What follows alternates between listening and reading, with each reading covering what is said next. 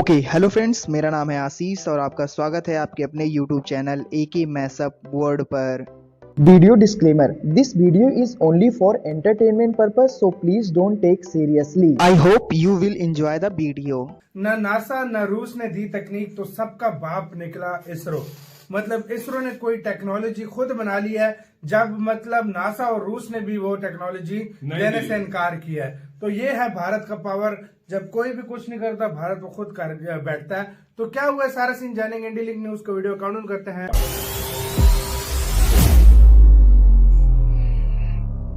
दोस्तों, भारत जिस तरह से अंतरिक्ष के क्षेत्र में आगे बढ़ रहा है वो देखकर पूरी दुनिया भारत के कदमों में आ चुकी है।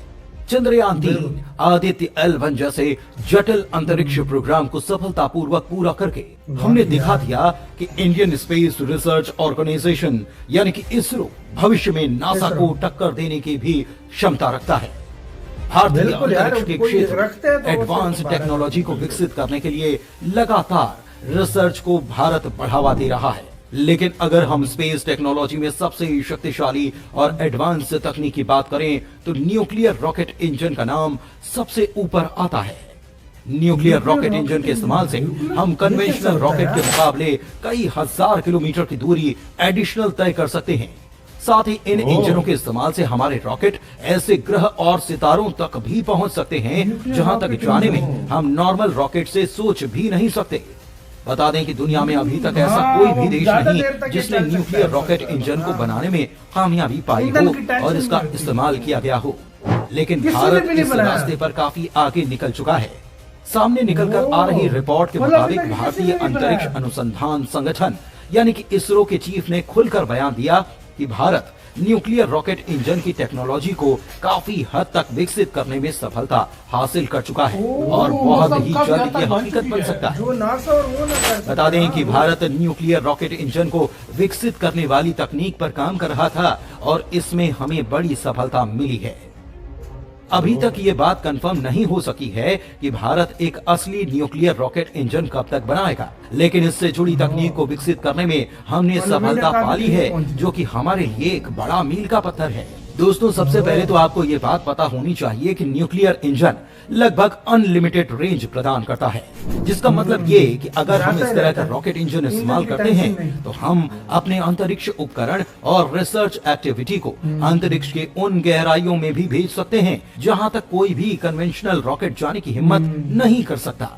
हालांकि हमें इस बात को भी नजरअंदाज नहीं करना चाहिए कि न्यूक्लियर रॉकेट इंजन न सिर्फ काफी महंगे होते हैं बल्कि इन्हें बनाने की प्रक्रिया बहुत जटिल होगी। ऊपर से इनमें होने वाला कोई छोटा सा भी हादसा एक परमाणु आपदा ला सकता है, जो कि काफी भयानक होगा। अगर कोई आम रॉकेट नाकाम होता तो उसमें हमें कई करोड़ों डॉलर का नुकसान होता, लेकिन इस नुकसान से कई गुना ज्यादा खतरनाक और भयानक होगा एक न्यूक्लियर रॉकेट इंजन का नाकाम हो जाना, क्योंकि इससे मानव के लिए जानलेवा रेडियो तरंगे भी निकलेंगी। यही वजह है कि भारत न्यूक्लियर रॉकेट इंजन को विकसित करने की यात्रा में कोई भी हड़बड़ी नहीं दिखा रहा और हम फिलहाल अपने पास मौजूद पारंपरिक PSLV रॉकेट से ही संतुष्ट हैं। लेकिन हमारी महत्वाकांक्षा है कि हम न्यूक्लियर रॉकेट का इंजन हकीकत में बना पाएं, जो आने वाले 1 से 2 दशक में पूरा हो सकता है। ये वही टाइमलाइन है जिस वक्त भारत अपना स्वदेशी स्पेस स्टेशन स्थापित करेगा, जो कि 2035 तक होना है। इसके कुछ सालों के बाद अगर हम एक न्यूक्लियर रॉकेट इंजन बनाते हैं तो स्पेस स्टेशन से हम ऐसी अंतरिक्ष रिसर्च एक्टिविटी को भी अंजाम दे सकते हैं जिसके लिए कई करोड़ लाइट ईयर दूर जाने की जरूरत है। वहीं पर न्यूक्लियर रॉकेट इंजन के विकास के साथ ही भारत डिफेंस के क्षेत्र में सैटेलाइट के इस्तेमाल पर भी और ज्यादा काम कर रहा है। इसरो के अध्यक्ष ने इस बात का खुलासा किया है कि अगले 5 साल में भारत 50 से भी ज्यादा इंटेलिजेंस सैटेलाइट को लॉन्च करने वाला है। इसका इस्तेमाल करके हम कई हजार वर्ग किलोमीटर के इलाके को एक ही बार में स्कैन कर पाएंगे। साथ ही इसके इस्तेमाल से हम जमीन पर मौजूद सैनिकों और दूसरे हथियारों की मूवमेंट पर भी कड़ी नजर रख पाएंगे, जो कि पूरी तरह से एक्यूरेट होगी। बता दें कि इस वक्त भारत के पास दर्जनों डिफेंस इंटेलिजेंस सैटेलाइट मौजूद हैं, जिनके इस्तेमाल से हम भारतीय नौसेना, आर्मी और एयरफोर्स को महत्वपूर्ण जानकारी उपलब्ध कराते हैं। चीन या पाकिस्तान के साथ किसी भी विवाद के दौरान यह इंटेलिजेंस सैटेलाइट हमें बहुमूल्य जानकारी देता है, जिससे हम दुश्मन की मूवमेंट और डिप्लॉयमेंट के बारे में जानकारी हासिल करके सही कदम उठा सकते हैं। ऐसे में अगर भारत अगले 5 साल के अंदर 50 अतिरिक्त इंटेलिजेंस सैटेलाइट को लॉन्च करता है तो ये भारत के लिए काफी बड़ी उपलब्धि होगी। दोस्तों, पिछले कुछ सालों से डिफेंस के क्षेत्र में अंतरिक्ष का महत्व लगातार उभर कर सामने आ रहा है। रूस और यूक्रेन के बीच हो रहे युद्ध के दौरान कई पश्चिमी देशों ने यूक्रेन को अंतर्राष्ट्रीय जानकारी दी, जिससे यूक्रेन की मिलिट्री को पता लगा कि रशियन आर्मी की लोकेशन क्या है और उस हिसाब से उन्होंने हमला किया। वहीं इसका काफी फायदा भी मिला। यही वजह है कि भारत अंतरिक्ष में अपनी क्षमता को बढ़ाने पर ध्यान दे रहा है, ताकि हम चीन के साथ किसी भी संभावित युद्ध में एडवांटेज हासिल कर सकें।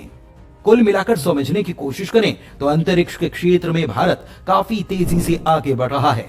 जहां एक तरफ हम न्यूक्लियर रॉकेट इंजन को बनाने पर काम कर रहे हैं, वहीं दूसरी तरफ भारत 50 जियो इंटेलिजेंस सैटेलाइट भी लॉन्च करने वाला है, जो अंतरिक्ष के क्षेत्र में हमारी सर्विलांस कैपेबिलिटी काफी ज्यादा मजबूत कर देगा। धन्यवाद।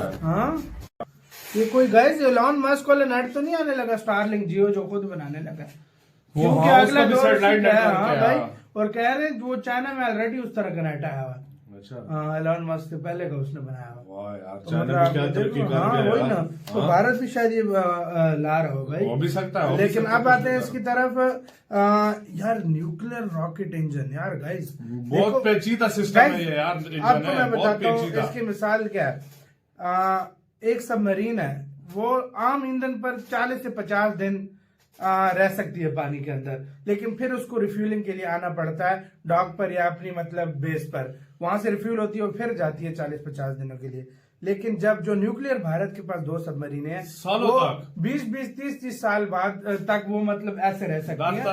10-10, 20-20 साल सुना हुआ है जिस तरह भाई, सालों में मतलब वो आती है फिर से वो होती है। हाँ भाई, बिल्कुल। तो ये भाई फर्क होता है, वो लंबे टाइम तक चल अब ये इंजन है, कुछ जहाँ तक फ्यूल होता है वो आगे तक जाता है, फिर आगे वो सारा सिस्टम हो जाता है। लेकिन जब अगर क्या कहते हैं न्यूक्लियर इंजन होगा, वो तो अनलिमिटेड वो तो जाते ही रहेगा। देखो चंद्रयान में हमें टेंशन थी कि इसका फ्यूल कहीं खत्म ना हो जाए भाई, हाँ मतलब इस तरह की कोई टेंशन थी, सही बात तो, लेकिन उसका देखो वो पहुंचा हुआ है, लेकिन फ्यूल का भी एक टेंशन लगी रहती है। सही बात है, इसमें फ्यूल की आपको टेंशन नहीं है, जाता ही रहता है भाई, जाता ही रहता है, ये फायदा। लेकिन यार इस बात से अंदाजा लगा लो कि इसरो के पास टेक्नोलॉजी किस तरह की है, जो अमेरिका चाइना के पास नहीं है, और वो टेक्नोलॉजी इंडिया उसके करीब है, मतलब पहुंच चुका है, आधा काम हो चुका है।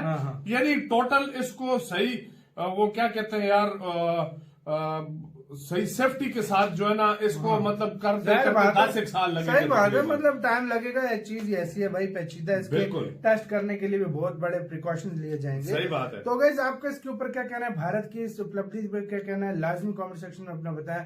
अपना बहुत ज्यादा ख्याल रखिएगा। तो यार भाई